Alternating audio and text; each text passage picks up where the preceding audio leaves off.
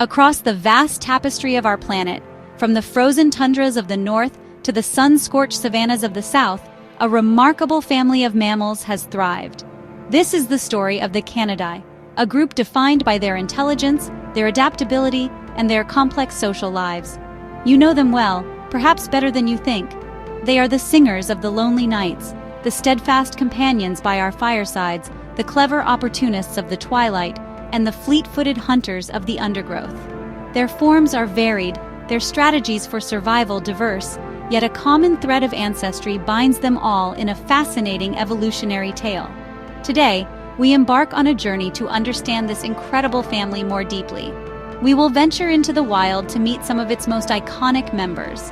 We shall explore the key differences and surprising similarities that distinguish the formidable wolf, the familiar domestic dog, the resourceful jackal, and the cunning fox. Each has carved its own niche, has its own story of survival written into its very DNA. By looking closely at these distinct branches of the same family tree, we can begin to appreciate the sheer breadth of adaptation and the subtle artistry of evolution. Prepare to look beyond the surface, to see the wild heart that beats within the chest of even the most domesticated of these creatures. We will examine not just their physical traits, but the intricate social structures and behaviors that have allowed them to conquer nearly every habitat on Earth. From the howling pack to the solitary hunter, the Canidae family offers a profound window into the workings of the natural world. Let us begin our Canidae Chronicles. Our story begins in the great wildernesses of the Northern Hemisphere, the domain of the gray wolf, Canis lupus. Here is an animal that embodies the very essence of wildness. With powerful jaws capable of crushing bone, long legs built for endurance, and a thick insulating coat to ward off the bitterest cold, the wolf is an apex predator, perfectly sculpted by millennia of evolution. They are ghosts of the forest and phantoms of the plains, their presence shaping the very ecosystems they inhabit. Their haunting howl is not a cry of loneliness, but a complex social call, a means of communication that binds their society together across vast distances, reaffirming bonds and declaring territory. The cornerstone of the wolf's existence is the pack. This is not merely a group of individuals, but a highly sophisticated and structured family unit, typically led by an alpha pair, the primary breeders. Their leadership is maintained not simply through dominance, but through experience and wisdom. Within this intricate social hierarchy, every member has a role. The cooperative nature of the pack is their greatest strength, allowing them to hunt prey far larger than any single wolf could tackle alone, from the mighty moose to the formidable bison. This teamwork is a ballet of strategy and instinct, honed over countless generations. Observing a wolf pack reveals a world of subtle communication. A flick of the ear, a lowering of the tail, a submissive posture.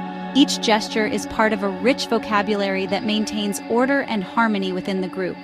The raising of pups is a communal effort, with older siblings and other pack members all contributing to the feeding and protection of the next generation.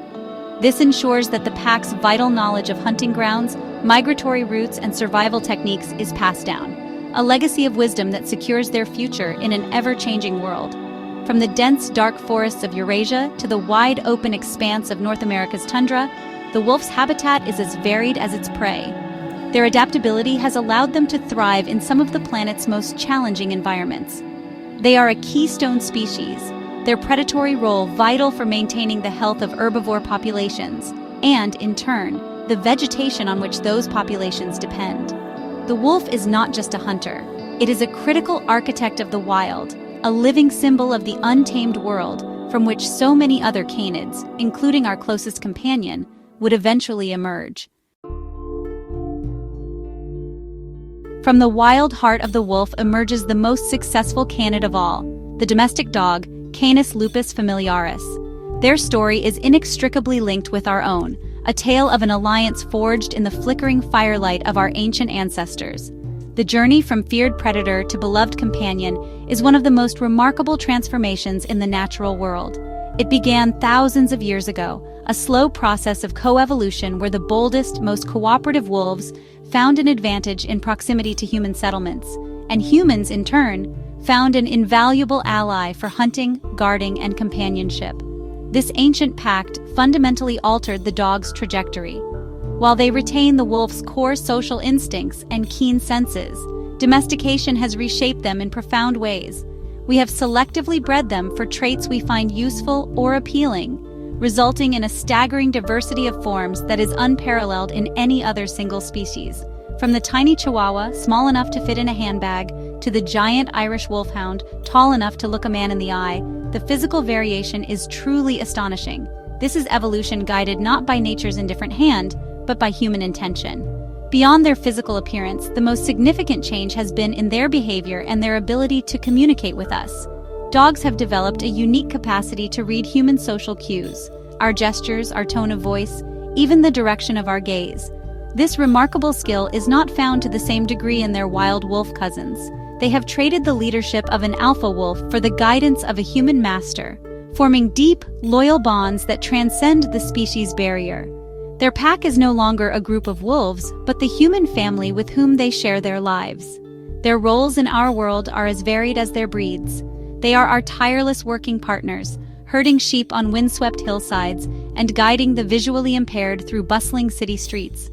They are our heroic rescuers, searching for survivors in the rubble of disasters, and our dedicated protectors in law enforcement.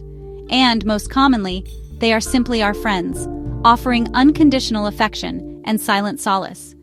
The dog is a living testament to a unique partnership, a wolf that chose to walk alongside humanity, forever changing its own destiny and ours. We now travel to the arid plains and woodlands of Africa, Asia, and southeastern Europe, the realm of the jackal. These medium-sized canids are masters of opportunism, embodying a different strategy for survival than their larger wolf cousins. Sleek and slender, with long legs and a lean build, the jackal is designed not for tackling large prey, but for endurance, agility, and versatility. They are creatures of the twilight and the dawn, their piercing, yapping calls a characteristic sound of the savanna night, a stark contrast to the deep howl of the wolf. Unlike the large cooperative packs of wolves, jackals have a more flexible social structure.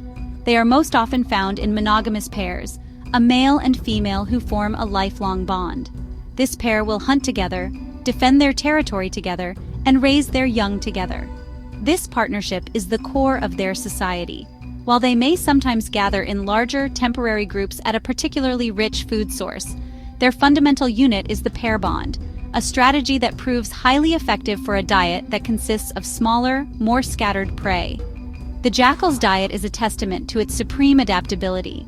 They are true omnivores, their menu changing with the seasons and the opportunities that arise.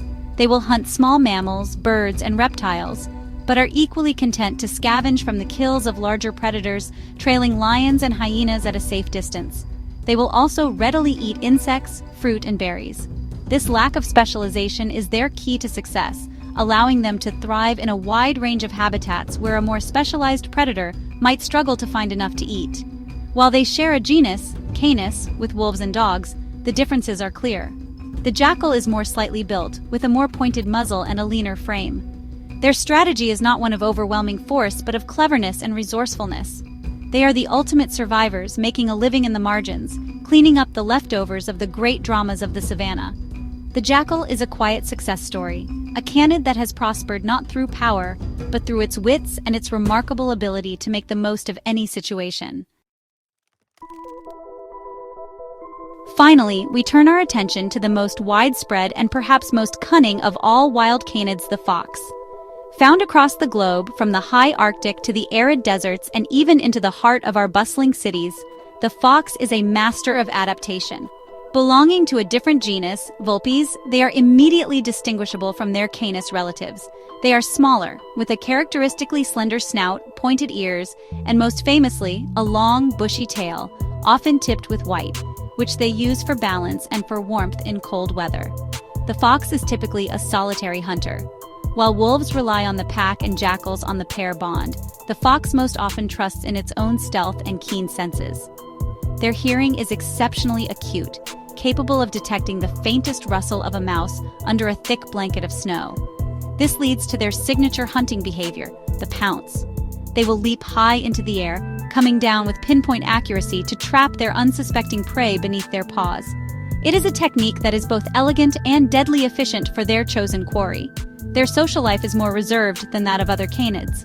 While they form pairs during the breeding season to raise their young, known as kits or cubs, for much of the year they live and hunt alone within a defined territory.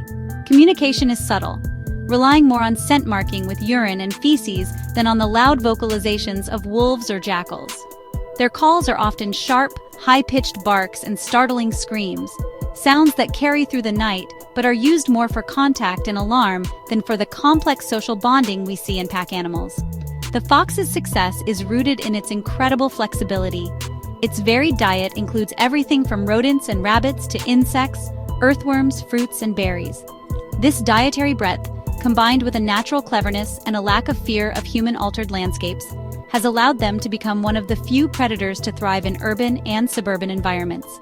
The red fox, trotting confidently down a city street at night, is a powerful symbol of nature's resilience and its ability to find a way to live alongside us, a wild spirit hiding in plain sight.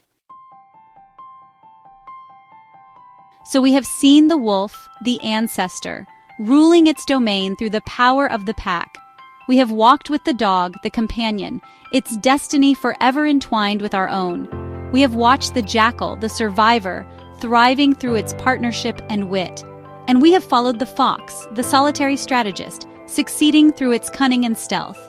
4 distinct portraits, 4 different approaches to life, yet all are members of one extraordinary family, the Canidae. They are bound by a shared inheritance of intelligence, sensory acuity, and an indomitable will to survive.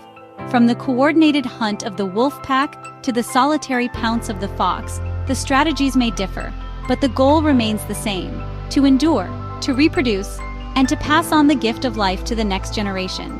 Their stories remind us that in nature, there is no single path to success.